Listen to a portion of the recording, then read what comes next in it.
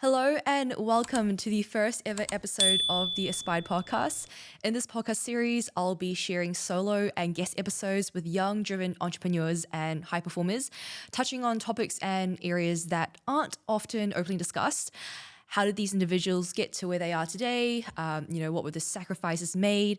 What's the side of them and a reality of their life that no one sees?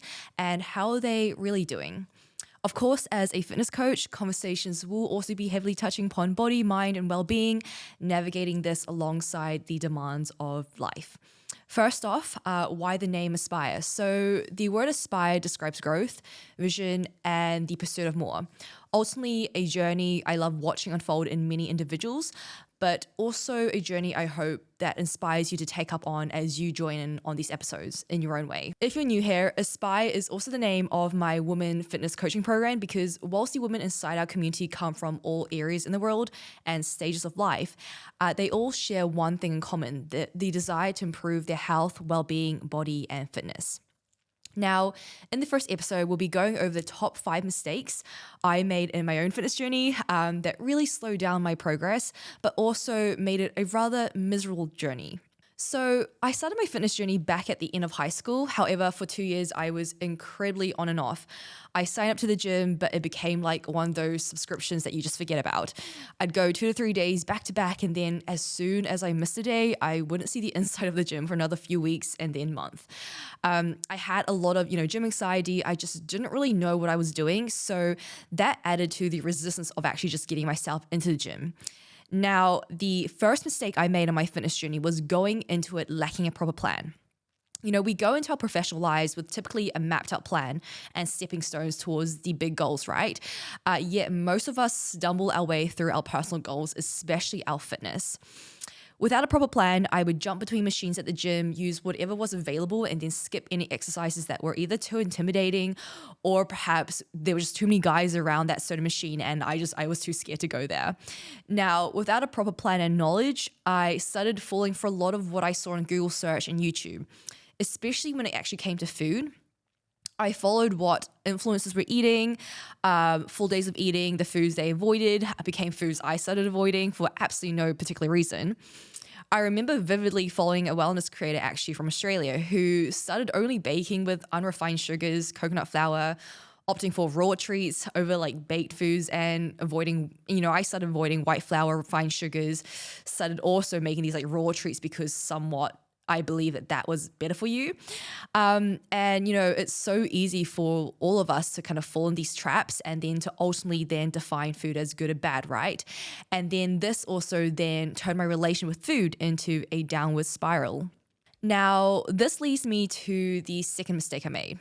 I started restricting my food intake without a proper reason as to why or if I should even do this.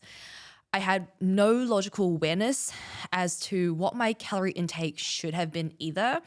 I just believed that the less I ate, the better, the closer I'd get to my goals of toning up, building my confidence, getting into better shape. And that was the worst thing I could have done for my metabolism, my physical and mental health, and my life quality. The more you restrict and start creating a negative story around certain foods, the more you're going to crave those foods, the more that food will start taking over your mental energy and restrict you in other ways, such as your social life and your ability to be present. My relationship with food got worse the longer I actually spent chasing after my physique goals with no sign of progress. I truly believed it was because, I wasn't eating the right foods. I wasn't eating enough protein. But then if you were to have asked me how much protein or calories should I be eating to make progress, I really couldn't have told you with 100% certainty, rather just random numbers that, again, I plucked from the internet from random calculators here and there. Now, I still remember vividly the anxiety and guilt I feel after family meals where I eat a little bit more than I planned, and then felt like I'd fallen off track again, which led me to restricting the next day to then, make up for enjoying a meal with my family. Now, if you're from an Asian family, you'll probably also know how incredible traditional home-cooked food is, and how, food is also a big part of that kind of bonding time with your family. I absolutely love my parents' like dumplings and their scallion pancakes. If you don't know what they are, find out because they're amazing. But every time I had them and had those meals with them, I'd be filled with this like guilt afterwards. I'd I'd eat like I wouldn't see these foods again. And that was because I had been creating this very kind of scarce mindset around food. And I developed it because I was trying to restrict all, my intake just to reach these certain physique goals. Now, I know that this is very common for many females. In fact, like the clients that I work with have, expressed very similar experiences where, they want to enjoy, say, those meals with their family. They really value that time, but there is just this guilt afterwards when we feel like we haven't been on plan, when it's the anxiety of actually not knowing exactly what you should be eating and how much you should be eating. So then suddenly you've created all these narratives in your head, right? Like the less we know, the more we start fearing and the more we start creating these realities for ourselves. So back then, obviously, I had very little knowledge about nutrition, about what foods I could or could eat. And, like there are no foods that you can't eat. But because you have that lack of knowledge, you start fearing things, right? Because you aren't aware that actually carbs aren't going to make you fat, because you don't realize that it is just, your total calorie intake and it doesn't matter what kind of foods you have. You start creating these scenarios in your head and you start believing everything you see on social media. And then that really obviously affects, your mental health, your physical health, your life quality, your ability to actually be present in the moment, to enjoy these experiences that revolve food, that do include food, without, letting it blow up then it really needs to. Now, the third mistake I made was, following Instagram and YouTube workouts. Again, I know that for many of our clients, they've done the exact same thing. And there's absolutely nothing wrong with Instagram workouts and YouTube workouts. They're great for inspiration. They're great if you just want to move your body and find something really easy and fast to do. However, if you do have specific goals that you want to reach, it is so important that, you can go into the gym with a proper plan made for you. Through my fitness journey, maybe like a year or two in, I realized that, okay, I actually do need a plan, right? So that was my first mistake I made. So I was like, okay, I need a plan. So I'm going to find something on Instagram, YouTube, and like piece it all together. I, at this point, was not willing to spend any money myself. My belief was, well, if there's so much on the internet, why would I pay for someone to create me a plan when I can do it myself? And thing is, so this was so incorrect. And now in hindsight, I know that that was wrong. And it was a complete wrong way of thinking, because this held me back for years. I ran myself down with the amount of exercise I was doing, yet seeing little progress. I thought I knew what I was doing, but look, if you're not seeing the progress you like, then you probably know less than you think you do, right? And we also don't know what we don't know. I was doing all these long circuits, doing 8 to 10 exercises in one workout, spending like 2 to 3 hours at the gym, lifting and then doing cardio and HIIT afterwards, chasing that burn that I was feeling, thinking this was the key to making progress. I was going to the gym every single day, and the people around me just thought I was super disciplined, super motivated, that gym girl, but it was really just because I had absolutely no idea what I was doing, and I just thought the more I did, the better my results would be, the faster my results would be. But I really, really was just struggling. And now, since I didn't have the right knowledge or support, I also then took this way too far, and working out took over my life. And again, I hear this so often where, fitness should be something that elevates your life, but then somehow it becomes this obsession and we take it to the extreme. And it starts actually removing a lot of things from our lives, which shouldn't be the case. It basically restricted me from my social life a lot, because if anything got in the way of my workouts, if anything took me off routine, I would panic. I'd feel this overwhelming sense of guilt, which would then spiral into my actions around food again. And it was just never ending. It was just this never ending cycle. It's like, when one thing doesn't fall into place, you then start spiraling and you feel like, again, you're falling off track, you're not doing as well as you should be, you start questioning whether you're disciplined enough for your goals, and then when you don't make progress, you start almost self-sabotaging, right? And you kind of say, oh, it's all your fault because you enjoyed a night out, you had a few drinks here and there, and you just wanted to live like your best life. So look, like if you are on your fitness journey, something that you really need to remember is that exercise should not be guilt-driven. You should not be going to the gym as a punishment, but rather exercise should be driven out of the pursuit to better yourself. It should empower you. It should show you, what you're capable of mentally and physically, because a lot of your fitness journey is going to be a mental journey. It's a form of self-care and self-love, not a form of punishment. And it's too often that so many of us go into our fitness journeys seeing it as a to-do, seeing the things that we need to do, whether that's just going out for some steps to add some more movement into our days, eating better for ourselves, meal prepping so that, we have our meals in place, going to the gym. We start seeing it as this like laundry list and a to-do list, and it becomes really overwhelming. It becomes a to-do rather than a get to do. So yeah, we really need to start seeing this as, a form of self-care. Like, you get to move your body, you get to fuel it with the right foods. So make it a priority, not a form of punishment because maybe you've gone out for an extra meal out or you've overindulged over the weekend. It's not a form of punishment. The fourth mistake that I made, again, not really a mistake, but it's a way of thinking that I know a lot of us fall into, is that all or nothing mindset. It's a belief system that, really does not serve you. And the all or nothing mindset comes with very unrealistic expectations, right, of perfection. Nothing in life is going to be perfect. And your fitness journey will definitely be far from it. Now, this set me back for so long. Every time I was, off track with my nutrition, went out for a meal that maybe wasn't planned, because things are going to happen that's unplanned. Like, life can be spontaneous and you need to allow it to be spontaneous at times. I felt like a failure and I decided to completely bomb it for the rest of the day or the week, right? How many of us tell ourselves we'll start again on Monday because, the weekend I went out for a few extra meals, maybe I skipped a workout and I have to restart on Monday, or I have to restart the next week, right? It's always about like restarting, getting back on track. Now, this also happened with my workouts and not just food. So I would either have this like streak of workouts and just felt incredible. I felt like I was on a high, or I'd miss one and just not have that mental flexibility to recognize that it's okay for me just to shift my workouts to another day, or just to have time off and just pick things back up from where I left off. I see this very often in, even our clients and the people that join us. They go away on holiday and they're asking, well, what do I do with my workouts? Like, is this going to throw me off the program? They fall ill, right? And then it's this massive sort of like, oh, what do I do now? Like, how do I get back on track? Like, where do I start? Like, what happens to my plan? And it's because often we see our fitness journey or our workout plans, again, as this like X week program or this thing that we have to be perfect on. But we really need to start seeing our fitness journey as just something that fits into our life, that elevates it. And to actually allow flexibility, to know that there's going to be times where you're away on holiday. So you're not going to be like, let's say, per se on plan.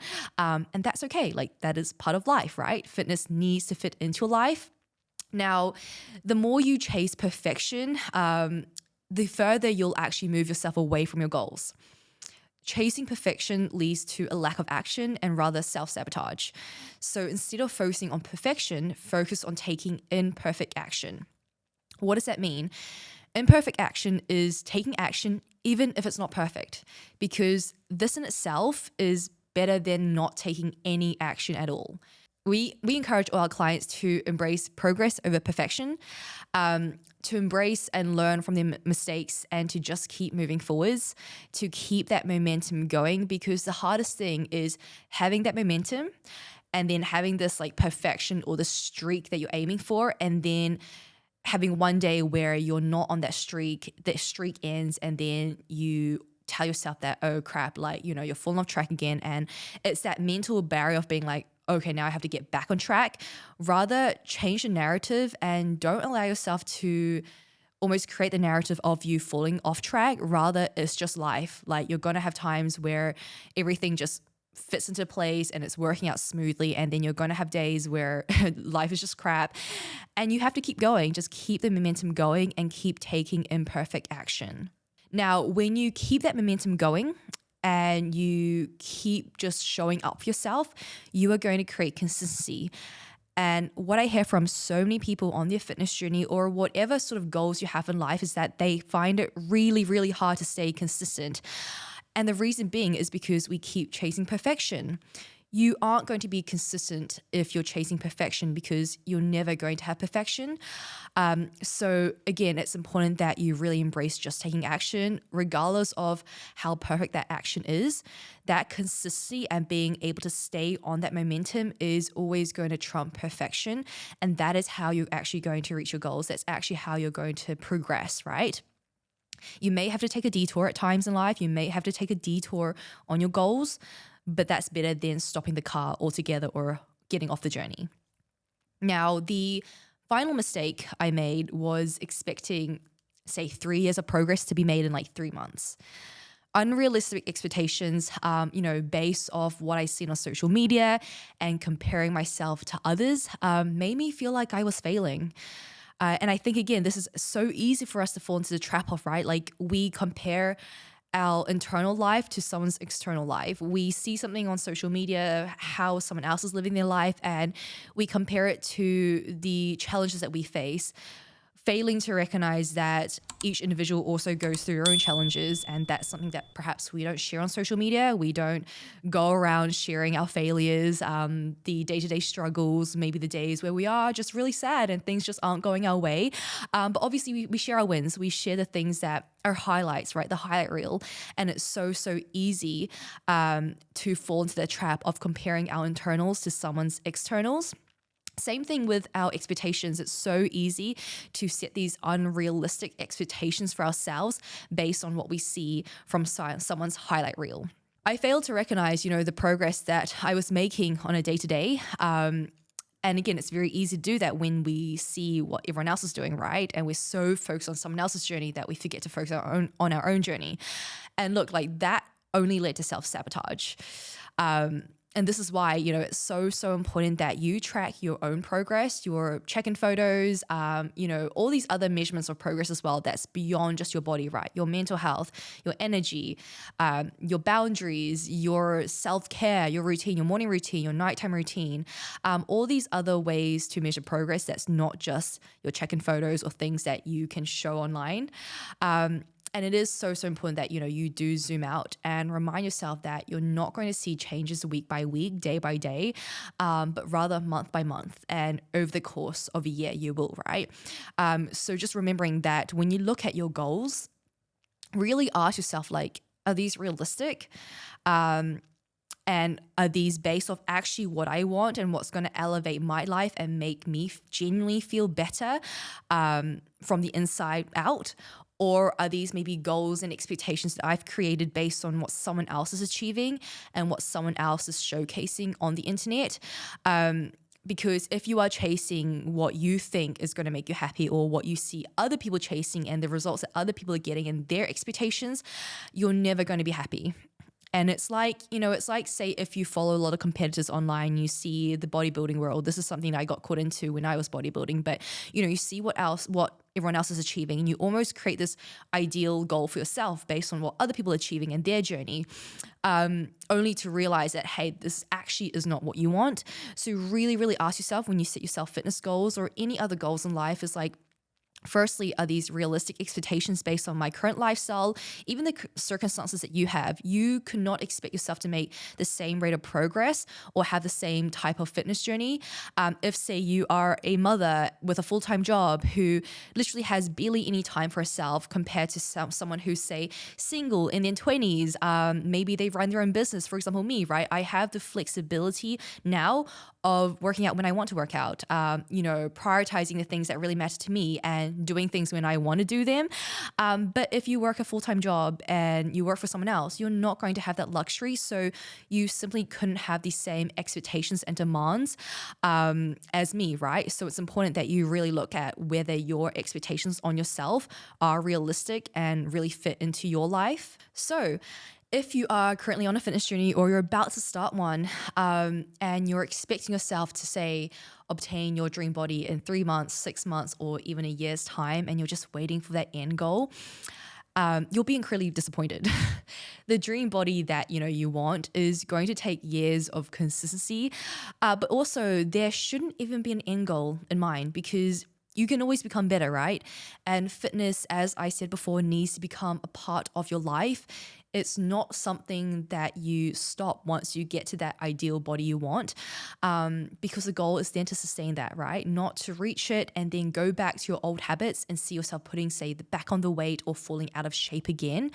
And it's one of those things where, when you start your fitness journey, I can tell you now, having seen myself 10, 15 kgs lighter to where I am right now, having competed and gone to those extremes, I can tell you now that, like, the goal that you have right now with your body is not actually going to bring you happiness or more confidence. Like, yes, to an extent, when you get into better shape and you feel fitter and you're stronger and you're faster and all of that, yes, you are going to feel better, but that is not the be all end all. It's really the journey in itself. It sounds very cliche, but it is the journey of seeing yourself show up on those hard days, seeing yourself perhaps struggle through certain challenges on your way. That's actually going to build the confidence that you want. That's going to actually build that happiness in your life that you want, because you now know that you can do hard things.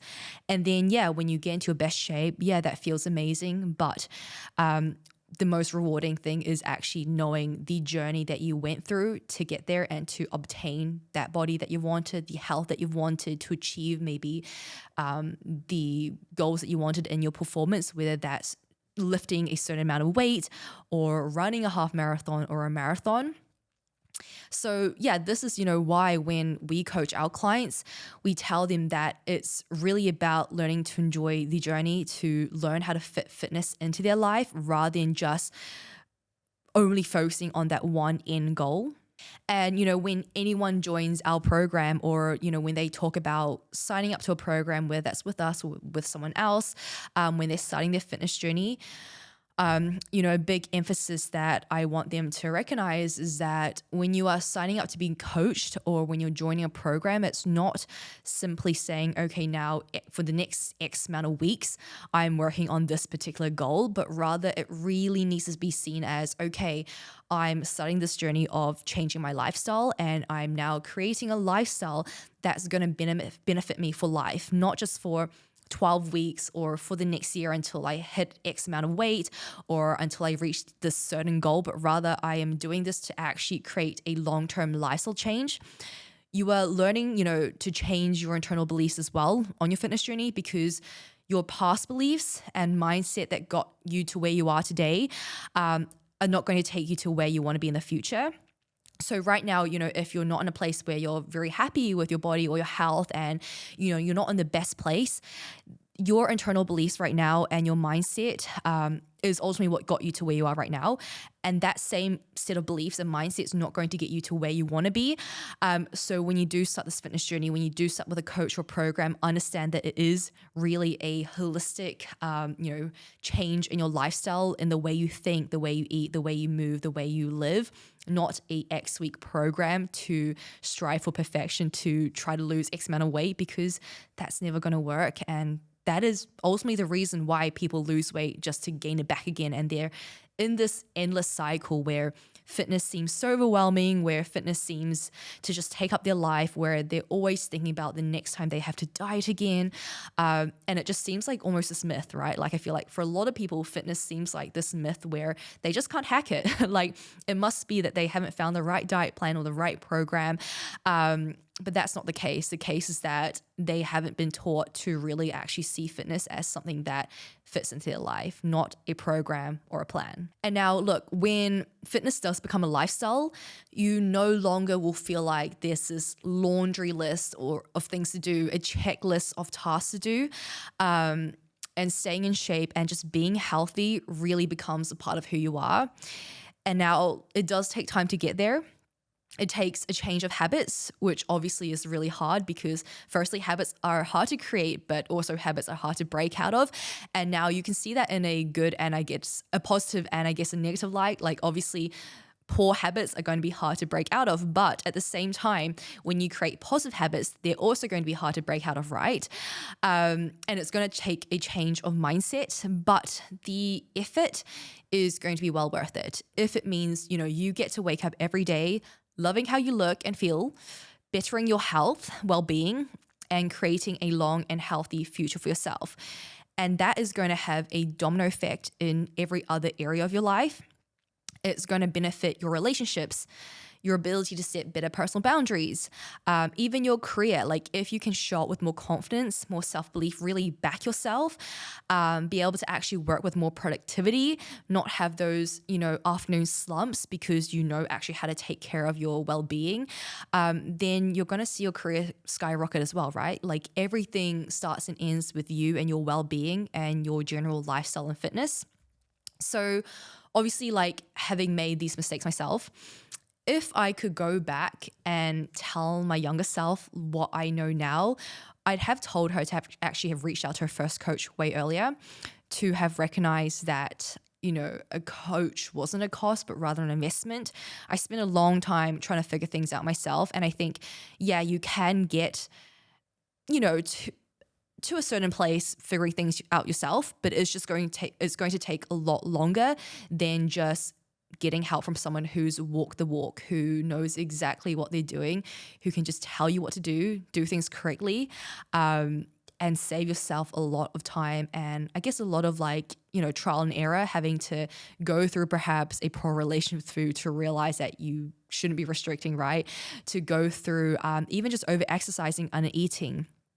If you guys have followed my journey for a while, you know that when I first started my journey at uni, I was overdoing a lot of things. I lost my period for 3 years. My hair was falling out. I really went through a lot of crap. And, I could have avoided all of that if I had realized that I could have just reached out for help and that it wasn't going to be a cost, but rather something that would really, really benefit my life. So yeah, I truly would not be where I am today without having worked with my first coach. Like, I'm so grateful for him.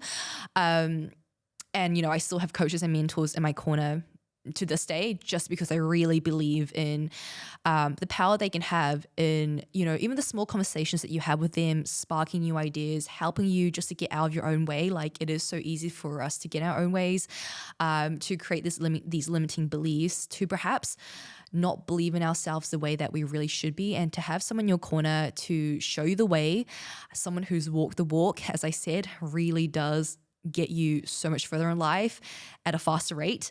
And one thing that I really want you to take away from this is, look, like, you are the common denominator in all areas of your life. So if you want to improve your life, to be happier, to be more successful, you have to improve and upgrade yourself constantly. So if you're someone who's saying, I don't have time to work on my fitness right now, my health, to make meals for myself, to really change my lifestyle habits because I'm currently working on my career, because I want to make more money, I want to do better in my professional life, get that promotion, you are actually stopping yourself from achieving more in your career by neglecting your health and fitness, because you are the common denominator. Like, if you are not in your best form, how can you expect yourself to be at your best form at your job, to be doing your best in your career? Same thing with your relationships. If you feel like perhaps you're not where you want to be in your personal relationships, well, look, like, a relationship between two people involves you as well, right? You are 50% of a relationship. And if you don't have the best relationship with yourself right now in terms of how you are taking care of yourself, your well-being, again, your body, your fitness, your mind, then you're not going to be able to get the most out of your relationships. So you really are the common denominator in every area of your life. So if you're doing well in a lot of areas, then that's, your fault. But as harsh as it sounds, like, if you aren't doing so well in other areas, well, then that's also probably your fault, because you're not pouring back into yourself. So for those of you who have followed my journey, the secret to how I've taken myself from, the girl with very little self-belief, confidence, social anxiety, I literally would panic picking up the phone, talking to a waiter. Like, I would rehearse what I had to say to someone before I said it, and I would rehearse it 10 times. From the girl who had, a terrible relationship with food, to now running a international coaching business where I get to work with females all over the world to improve, their fitness, their health, confidence, well-being, traveling the world, speaking on stages about the work that we do at Aspire Coaching, whilst pursuing my own fitness goals and staying in shape all year round, comes to one simple thing. I've never stopped investing myself since I started into my own growth. in actually connecting with people who have walked the same path that I want to walk, really, really kind of reviewing my circle and the people around me so that I can make sure that, the connections I have, the people I speak to are always going to empower me to become that better version of myself. And just really, really reminding myself that, hey, I am the common denominator. So almost taking as I said, if a part of my life isn't going too great, kind of taking responsibility for that to say, well, I am the common denominator in my life. So where is it that I'm not actually pouring back into myself? That's allowing maybe my personal life or my relationships to not go the way I want to. And I was having this conversation with my friend actually yesterday. We were talking about, mental health. And I realized as an entrepreneur and as someone who runs my own business, it is very easy for me to not give myself a day off, to not give myself time off. And then that leaks into my mental health. And recently I've just felt I've been in this massive slump. My productivity dropped. I was just having this existential crises. And I realized for a very long time, I just was not going to therapy or talking to my therapist and just giving myself time to actually think about what my own needs were, what truly makes me happy, when do I actually need to take a break and recharge. And because of that, I was, finding that, I wasn't feeling as fulfilled from my business. I wasn't doing as well in just making time to connect with people. And I was blaming all these external circumstances, but it kind of just came back down to me, right? I'm the common denominator. I wasn't actually investing into my own mental health. So just something to really think about. So this wraps up the first episode of the Aspired podcast. I hope this was informative, inspiring, and pushes you to make the changes you need in your life to become the best version of yourself. Life's too short to be passive, so I hope this helps you to take the actions you need today. Thanks for listening. And if this was helpful, do me a massive favor and subscribe. Let me know what stood out to you the most in the comments below. If you are tuning in on YouTube, or screenshot and tag me on Instagram. If you're listening to this on Spotify, so I know that you're tuning in, and I will catch up with you guys in the next episode. Thank you.